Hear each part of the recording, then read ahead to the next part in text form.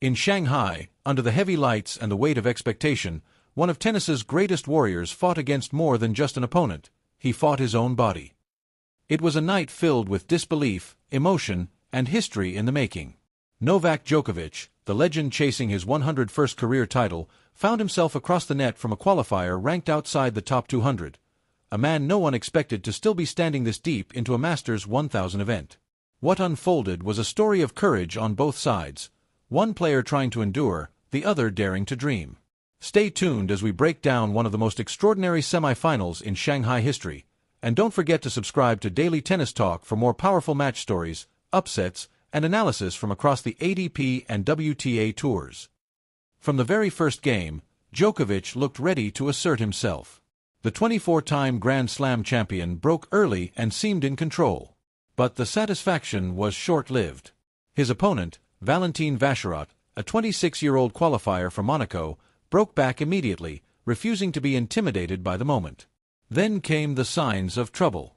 Djokovic began stretching his left leg, grimacing between points, clearly laboring. By the seventh game, he dropped to the court in visible pain and had to take an extended medical timeout as physios treated his back and legs. When play resumed, Djokovic was still far from comfortable. His movement slowed, his balance off. Vacherot, sensing opportunity, showed remarkable composure. Using heavy topspin forehands and sharp angles, he pushed Djokovic side to side and broke again for 5-3. The crowd watched in stunned silence as the world number 204 stepped up and served out the first set 6-3, firing two fearless aces to close it. The second set was no easier for the Serb. Battling 31-degree heat and heavy humidity, Djokovic had to fight for every service game.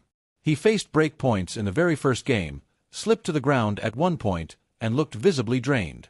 Yet he refused to retire, pushing through sheer willpower. But Vacherot stayed relentless. He broke again in the ninth game after two double faults from Djokovic, then held serve to complete the unthinkable.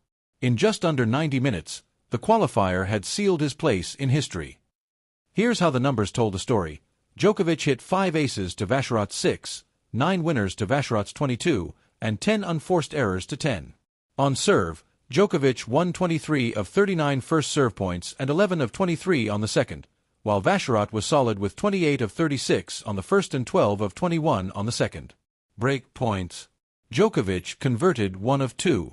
Vacherot, 3 of 6, and that was the difference. After the match, Vacherot could hardly believe what he had done. "I'm trying to pinch myself, is this real?"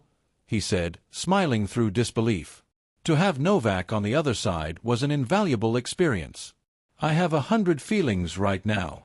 Djokovic, meanwhile, looked physically spent but gracious in defeat, acknowledging the crowd as he walked off. It was clear this was not the way he wanted his Shanghai run to end, but sometimes the body just says no. So Valentin Vacherot's fairy tale continues, becoming the lowest-ranked Masters 1000 finalist in history. From an alternate to the championship match, this is the kind of story that reminds us why we watch this sport. Let me know your thoughts in the comments, and make sure you hit that subscribe button to Daily Tennis Talk for more epic moments, emotional stories, and deep-dive match breakdowns from across the tennis world.